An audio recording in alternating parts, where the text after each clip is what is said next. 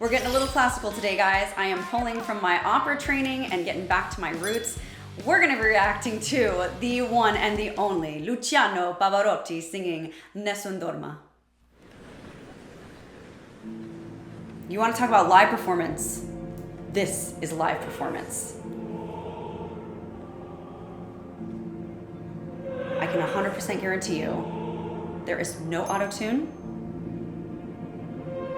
just pure talent, excellence in musicianship, and vocal pedagogy.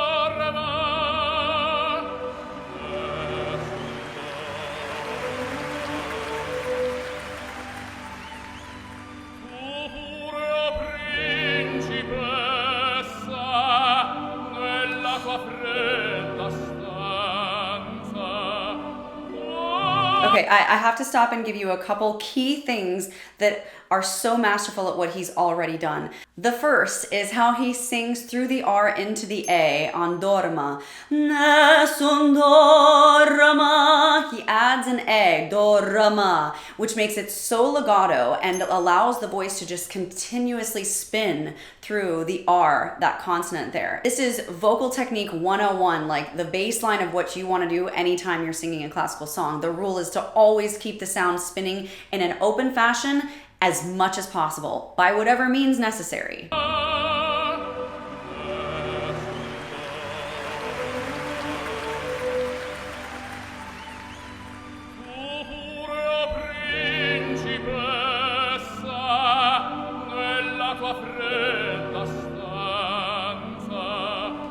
And the second is what he does to the L, the double L actually, on Nella. Instead of Nella tua fredda, it's Nella tua fredda. It acts as a bouncing board, or a springboard, if you will, into the A and the tua. And it's absolutely necessary for the rhythmical pattern of that melodic line to be perpetuated. It's like a little bit of a kickstart or a press of the gas pedal when you do that La tua fredda. It just like rolls the next melodic line into itself, and it's absolutely beautiful there.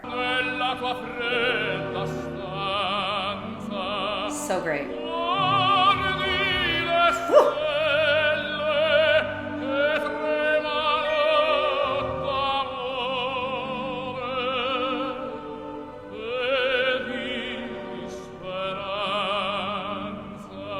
Look at that intentional dropping of the jaw. Amazing.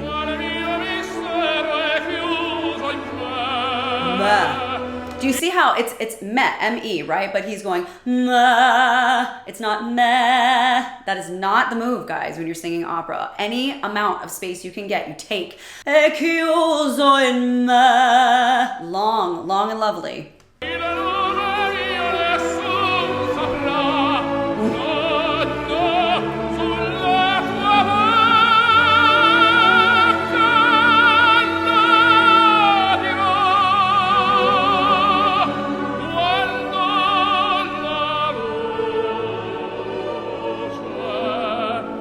Okay, back to here.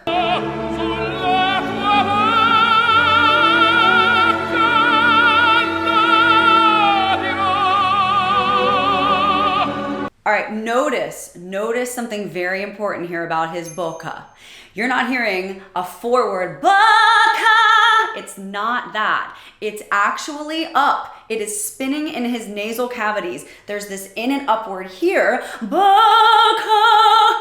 Okay, so if you want to hear the difference between the placement of where his is and where like contemporary sound would be, listen closely. Bokeh.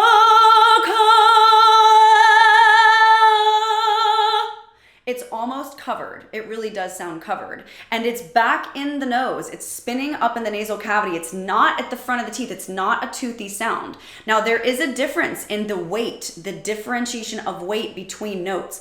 But when you have been trained in opera, you are able to bear the weight difference. It is a weight difference. This is easier out front, but up top, is covered and it sounds more classical. It sounds more full and thicker and robust. But in order to get that, you have to add weight. The thing is, if you're not trained classically to bear the weight, you will then be hurting your voice and straining. But that's why Luciano, if you saw him pulled away and you saw his whole body, you would see his tucks go, whoop, because he's literally lifting inward and upward to support and undergird the weight of the sound spinning in his nasal cavities instead of through his front teeth in his diaphragmatic cavity. So he is using his whole body there. He's dropping his jaw, but he's allowing the sound to go up instead of out first. This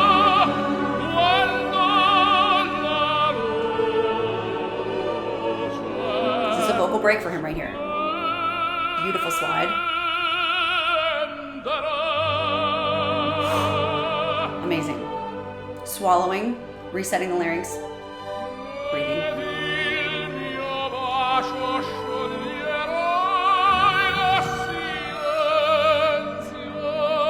Beautiful diction in that line. T.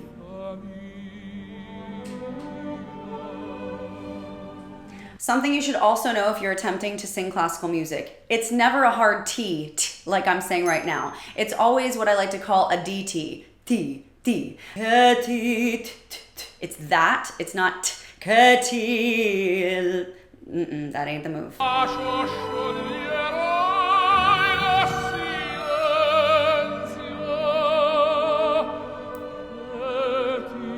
Hear it? E, hard E, poochy lipped E. Nice little smile there. I love that upliftedness that he gives when he smiles with the cheekbones on the ah. Oh, beautiful.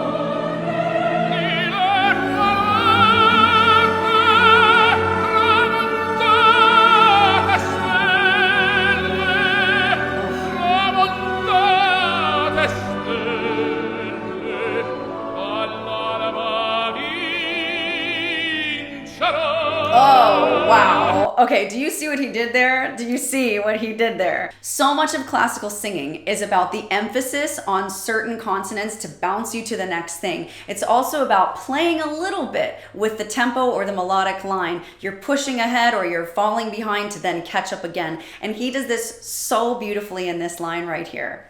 Especially in the vincero, like he hangs on to the veen and then rushes the cello, but it adds this like rum to the car, you know, vincero instead of vincero, which is pretty, but it's lacking this sense of urgency, this sense of emphasis on what he's saying and the emotion that's brought out by that little nuance.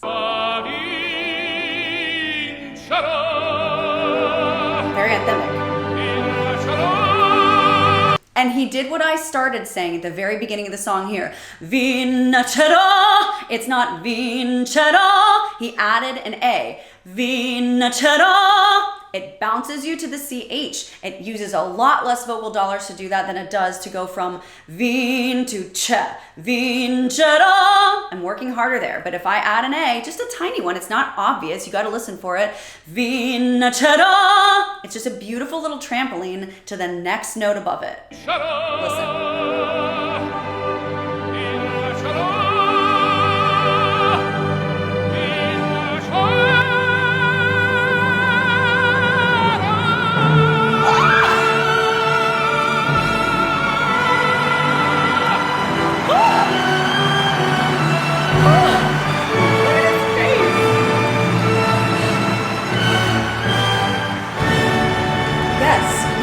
You just did something legendary, Luciano. Okay, you've got to see though his tongue and how the tip of his tongue is pressed against the bottom of his front teeth. That is called anchoring. And you must, in classical music, when you are sustaining a note, to keep the vibrato in even undulation, you must anchor your tongue to the bottom of your front teeth. Watch as he does this and hangs on to that last note. Also watch as he gives his facial expressions and his head a quick little extra oomph to get to the cello. Beautifully done.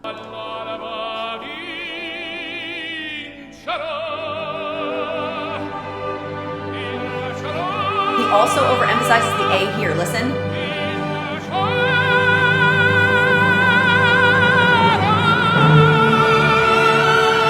Anchored, tight, pushing.